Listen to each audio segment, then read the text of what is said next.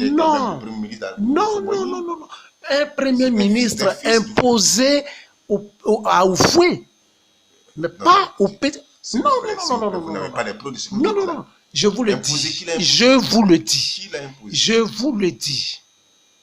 En 1990, pour être plus clair, en 1992,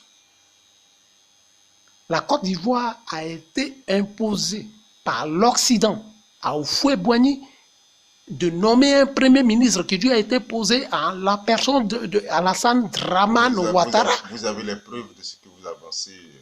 Est-ce que vous pouvez... Lequel a arrêté le président Gbagbo et ses militants le 18 février 1992. L'histoire est un témoignage, a dit le président Houphouët-Boigny. En 1993. Alors donc, revenons à ma question. Laissez-moi finir. Allons-y. Laissez-moi finir pour que je vous fasse comprendre quelque chose. Venons à ma question. Comment voyez-vous une transition sans le RHDP? C'est ça ma question. Une transition sans le RHDP. Mais c'est le RHDP qui est en train de faire la transition face au RDR. Le RHDP est en train de faire la... Je ne vous suis pas bien. Voilà. Ceux aujourd'hui qui se font appeler RHDP, en effet, et en tout état de cause, c'est le RDR. Parce que ceux qui ont fait bloc pour qu'ils deviennent RHDP sont partis. Vous l'avez déjà dit. Mabry Touakeus, maintenant, de l'UDPCI, aujourd'hui, a vu sa résidence assiégée par la police. Sous un État sans président. On fait une conclusion. Vous ne souhaitez pas que le RHDP soit dans la transition. Mais écoutez, le RHDP n'est pas déjà dans la transition.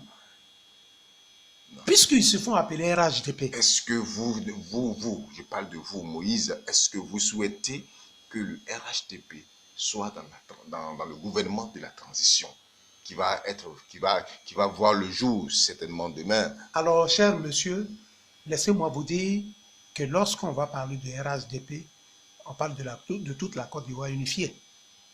Parce qu'on a parlé de RHDP hier sans le FPI. La Côte d'Ivoire n'est pas RHDP. On a parlé de RHDP sans le FPI. Oui, mais... Est-ce qu'on est d'accord? Le FPI n'est pas au RHDP. Est-ce qu'on est d'accord? Je dis que le FPI n'est pas au RHDP. On a parlé de RHDP hier sans le FPI.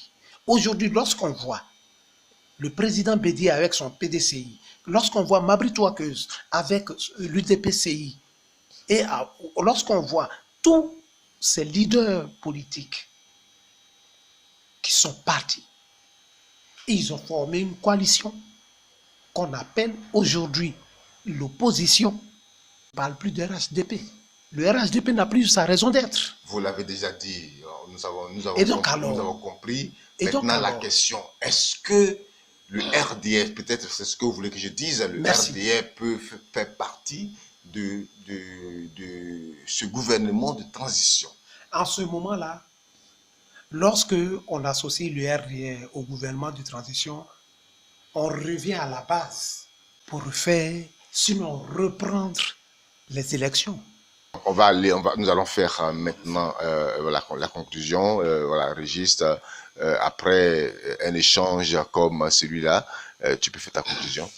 Je salue déjà tous les Ivoiriens, en tout cas les vrais Ivoiriens, qui sont peut-être l'Occident ou n'importe où ailleurs, de toujours garder la sérénité, le calme, parce que on reste Ivoirien. L'Ivoirien, c'est celui qui n'aime pas les trucs, parce qu'il est au-dessus de ça. Il est au-dessus de cela. Voilà. Voilà pourquoi vous ne voyez pas dans les rues encore, sinon on a encore la rage dans le ventre. Voilà.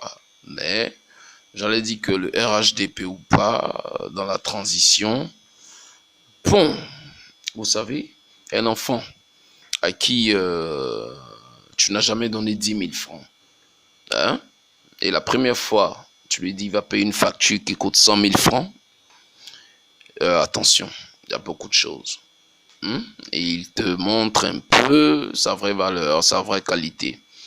Si c'est vraiment un enfant mal éduqué, voilà, je ne vais pas désigner sans vous insulter, mais c'est ce qu'on nous a montré aujourd'hui. Un premier mandat après Gbagbo, un deuxième mandat après Gbagbo, voilà, on veut faire un troisième mandat. Ça, c'est un peu l'exemple que j'ai donné. Donc, sans vouloir me moquer d'autrui, c'est juste vous dire que restons un peu ivoiriens, quoi. Quelqu'un qui est haut, parce que l'ivoirien, il est toujours bien considéré à l'extérieur. Ne cachons pas le nom des Ivoiriens. Voilà, les Ivoiriens sont toujours majeurs. Partout où ils passent, ils sont toujours majeurs. Merci beaucoup. Le RHDP, dans la transition, c'est encore...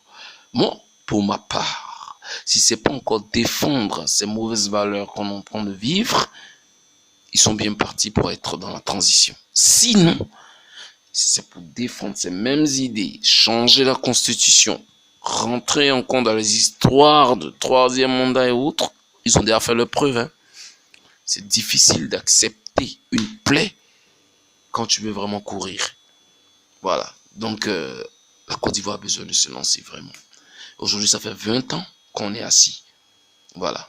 Gbagbo a essayé de tourner le pays malgré qu'il était divisé. On a souri quand même, hein, un tant soit peu. Heureusement, il a évoqué le dialogue. Et grâce au dialogue, vous êtes arrivé. Vous avez dit qu'il a fait 10 ans. Certes, si vous voulez plus qu'il se présente, tant mieux. Il a aussi fait 10 ans. Il n'y a pas de souci. Moi, je suis radical. Il a aussi fait 10 ans. Si vous voulez que Gbagbo et Alassane ne se présentent plus, il n'y a pas de souci. Les deux ont fait 10 ans. Pour le respect de leur constitution. Parce que la constitution, c'est la carte d'identité de la Côte d'Ivoire. Si on n'a plus de constitution, si on marche sur ce genre de choses, c'est que nous-mêmes, on ne se respecte plus ailleurs. Merci. La conclusion a été très longue. Moïse, tu as 1 minute pour faire ta conclusion. Bon, mon co-panéliste a parlé de constitution. Je voudrais dire ici que la constitution, telle qu'on nous l'a présentée, n'a jamais existé.